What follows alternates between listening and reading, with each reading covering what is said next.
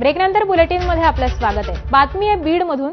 बीडमधील जनआक्रोश मोर्चात भाजप आमदार गोपीचंद पडळकर यांनी बीड तुरुंग अधीक्षक पेट्रस गायकवाड यांच्यावरती टोफ डागली आहे। पेट्रस गायकवाड यांच्या कैद्यांच्या धर्मांतराची तक्रारही करण्यात आली आहे।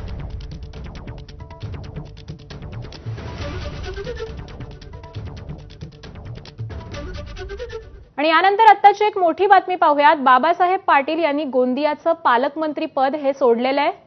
पिकनिकला येतात 15 ऑगस्ट आणि 26 जानेवारीला अशा पद्धतीची एक टीका केलेली होती। त्यांनी त्यावेळेस जे सांगितलं होतं की बरोबर आहे 15 ऑगस्ट 26 जानेवारी 1 मे आणि नंतरच्या वेळेस जातो ना आपण 2-3 महिन्याला काय त्यांनी ते म्हणले म्हणून राग नाही आपल्याला राग बघायचं काय कारण आहे।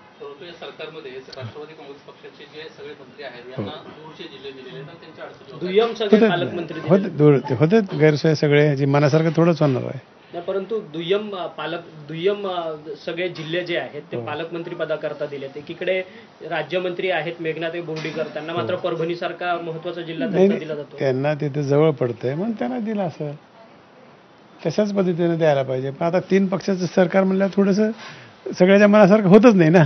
तुम्ही लातूर जिल्ह्यातून येता, लातूर जिल्ह्याचं पालकमंत्री पद तुम्हाला भेटावं अशी तुमची इच्छा होती का? कारण की शिवेंद्रराजे भोसलेंना लातूरचं पालकमंत्री पद दिलं जे की साताऱ्याचे ते स्वतः। हो नाही, मला वाटत होतं मिळावं लातूरचं आणि दादाची बी इच्छा होती।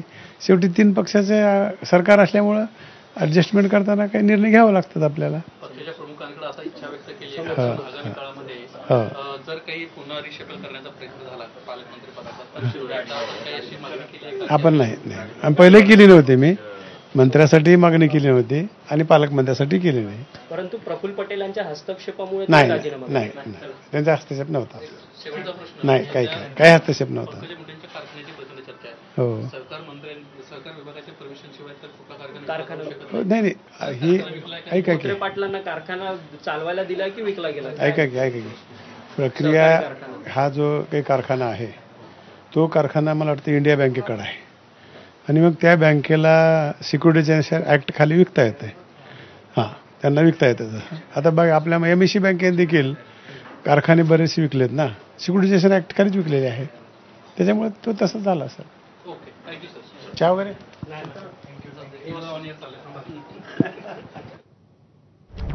तर गोंदियाचं पालकमंत्रीपद सोडल्यानंतर बाबासाहेब पाटील यांनी ABP माझाशी ही बातचीत केली आहे।